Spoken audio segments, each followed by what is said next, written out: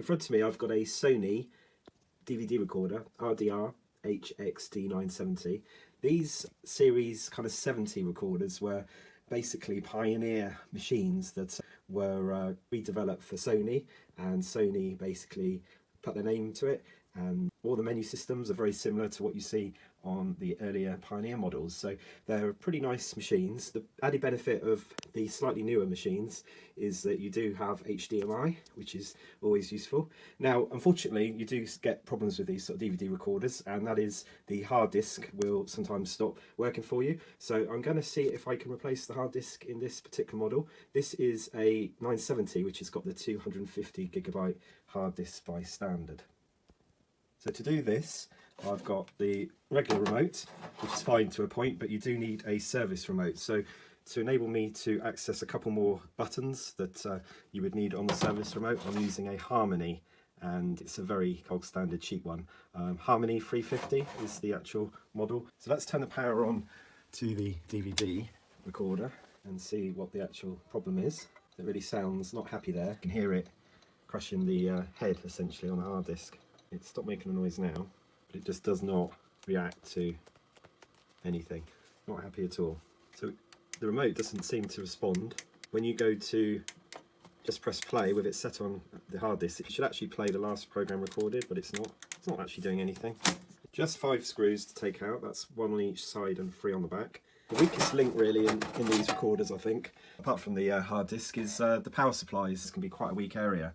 I've tried to purchase one of these machines in the past that arrived not working, and it was basically because it was tossed around in transit and the PCB board had a crack across it. I couldn't get it working in the end, and I think part of the problem is that the way the posts are kind of put through there. So the posts in the bottom of the machine are basically keeping this board elevated, but in transit it's these areas that kind of get strain, and that's where you might see cracks develop. So if you do get hold of one of these and it's not working at all, it's arrived to you, it's supposed to be working but it's not working, then that's the area that I would take a look at. So just taking this off for the very first time, you can see it's just full of dust.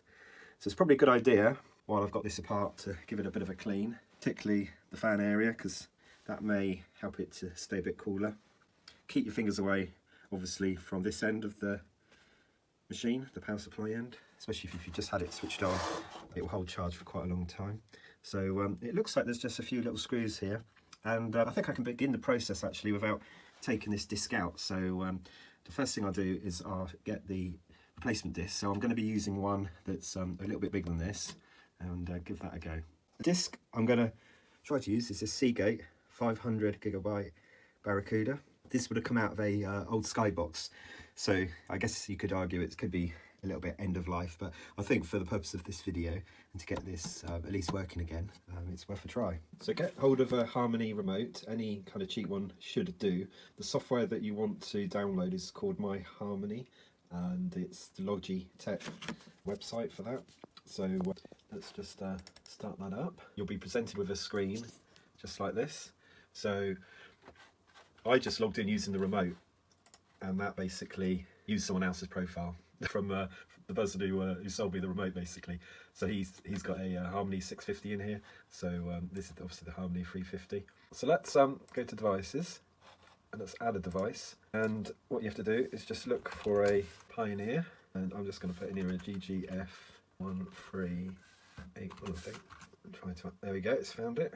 Just telling us about the buttons. So you will need to customize the shape and P run. So you'll see that most of the buttons are kind of already selected. So all these are already kind of selected. The ones that are in blue are basically placeholders. So if I go and find, for instance, P run, and I'm going to assign it there, click on the button, and I'm going to go and assign it to, there you go. So I've got the P run on the top, and I've got the escape on the bottom of those two.